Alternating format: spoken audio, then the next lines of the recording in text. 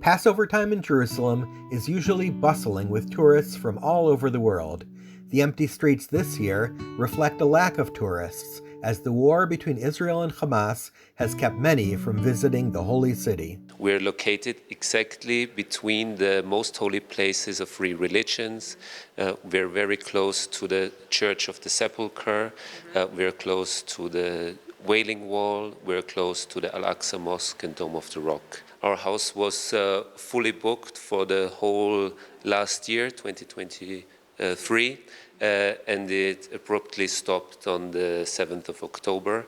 And since then, our house is more or less empty. Since the Iranian attack on Israel, all our reservations have been cancelled again. There are only very few tourists, but it's not enough for the local tourism industry to work in a normal, profitable manner. But Lucas Mayer thinks it's a good time to come to Israel. I think now is the perfect time to visit Jerusalem because now you really have the opportunity to visit all the holy places without crowds, without masses of people, and everything is very calm here. For sure, we should not forget that a few kilometers away from here, the situation is quite different, and people cannot live as peacefully as we do here in the center of Jerusalem. As the media line walked through the empty streets, only shuttered shops could be seen, and few foreigners were spotted walking around. Each of them seemed to be moved by the changes that affected them in the last months, contrary to the old city's usual charm. It's a little bit sad, to be honest, because I absolutely love Jerusalem. I came last year, I spent quite a few days. It was overcrowded, it's such an amazing place, and today, especially when I woke up quite early, it was very quiet.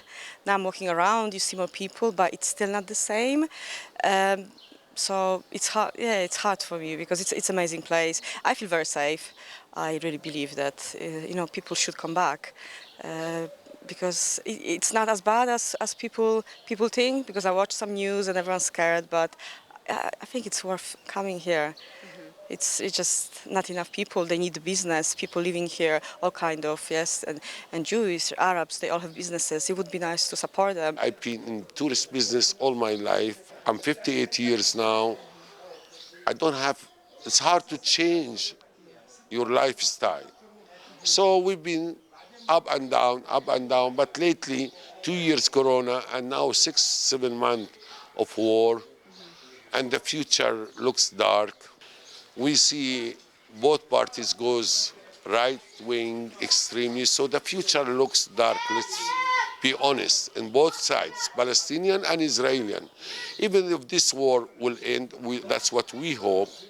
I believe the situation will be still complicated. It will never be peaceful. Unfortunately, many people affected by this tourist crisis are deciding to either change their profession or move elsewhere. For me personally, I'm leaving for America again to try to start a new business, just to get out of the situation, not living there forever. I can't leave Jerusalem. I have to, but I want to get out of the trauma. Also inside the Jewish quarter, the atmosphere is full of grief and tiredness.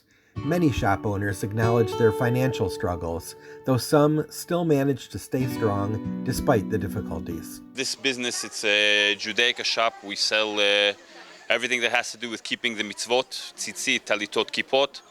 And I personally see an increase in traffic. As far as the general picture, I'm sure that the war affects tourism. Please God, everyone will come back soon. All the tourists will come back like it was before. So the reality is, tourism is the secondary issue. The people and the strength of the people is, to me, the primary issue. And we're seeing an unusual thing. Regardless of no tourism, regardless of less people coming and supporting the country, Israel has become much more unified than it has been in so very long. We're starting to see more and more tourism coming back, feeling, well, they're still smiling, maybe we can come, and they are. He also shares a message of hope. Suddenly, no one comes to this country unless you have a purpose or a story. And my life is about collecting stories, so I'm actually hearing and connecting to more stories than I did in a tourist area where people are rushing in suddenly every every meeting is impactful. So that's been wonderful.